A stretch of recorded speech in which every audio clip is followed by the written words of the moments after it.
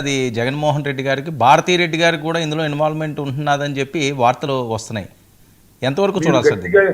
మీరు గట్టిగా ప్రభుత్వం మీద ఏమైనా వార్తలు మీరు వ్యతిరేకంగా ఎప్పుడన్నా మాట్లాడారనుకోండి, ఆ లిక్కర్ కేసులో చివరి ముద్ద మీరు కూడా అవుతారు.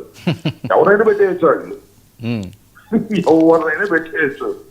ఎందుకంటే అది ప్లాంటెడ్ స్టోరీ కాబట్టి ఎవరు ఈ మధ్య నా మీద కూడా పెట్టారు. దానిలో ఈనాడులోనే వచ్చింది, ఇది ట్రాన్స్పోర్ట్ దానిలో 250 కోట్ల రూపాయలు అవినీతి జరిగిందని, దానిలో నాకు కూడా భాగస్వామ్యం ఉందని.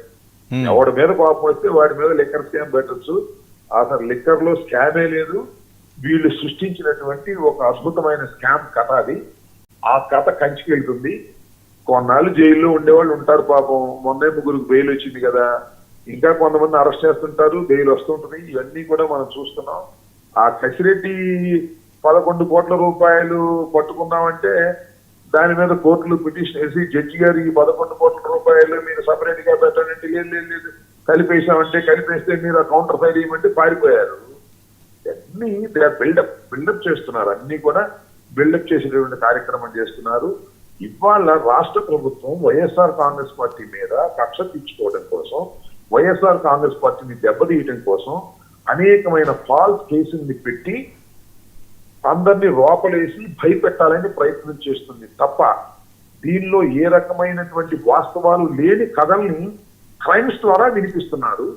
అది నిదానంగా అన్ని తేలిపోతాయి. ఏది నిలబడే కేసు కాదు, ఏది రుజువయ్యే కేసు కాదు, కారణం సాక్ష్యాధారాలు లేనటువంటి కేసులు.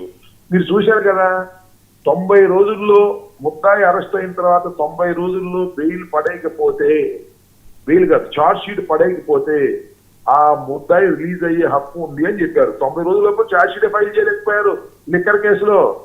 అంటే ఆధారాలు లేవని సేకరించుకోవడంలో వాళ్ళు తప్పులు పొరపాట్లు చేశారు. జడ్జి గారు ఏమన్నారు, ఆ ఛార్జ్ షీట్ ఫైల్ చేస్తే రిజెక్ట్ చేసి పంపించేశారు. దీనిలో సరైనటువంటి వివరాలు లేవు కూడా పంపించేయమని. సో వివరాలు లేని, సాక్ష్యాధారాలు లేని ఛార్జ్ షీట్లు ఫైల్ చేసేటటువంటి పరిస్థితిలో ఉన్నారనేది ప్రాథమికంగా మనం కేసును స్టడీ చేస్తుంటే అర్థమైపోతుంది కదా. అలాంటి లోపభూయిష్టమైనటువంటి కేసు లిక్కర్ కేసు. సార్ మరి ఈడీ ఎందుకు వచ్చినట్టు? ఈడీ ఎంట్రీని ఎలా చూడాలి? ఈడీ ఎంట్రీ అవుతుంది. ఈడీ ఎంట్రీ అయితే అది కేసు ప్రూవ్ అయిపోయినట్టు లెక్క కాదు కదా. ఈడీ ఎంట్రీ అయింది, సిబిఐ ఎంట్రీ అయింది, ఏసీబీ ఎంట్రీ అయింది, ఏదైనా ఎంట్రీ అయింది.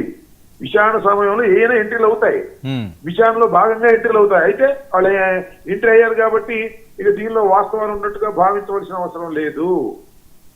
ఈడీ ఎంట్రీ అయినా, సిబిఐ ఎంట్రీ అయినా చాలా కేసులు కొట్టేసిన, అన్ని కేసులు చాలా కేసులు కొట్టేసినవి ఉన్నాయి తప్ప రుజువైన కేసులు చాలా తక్కువ.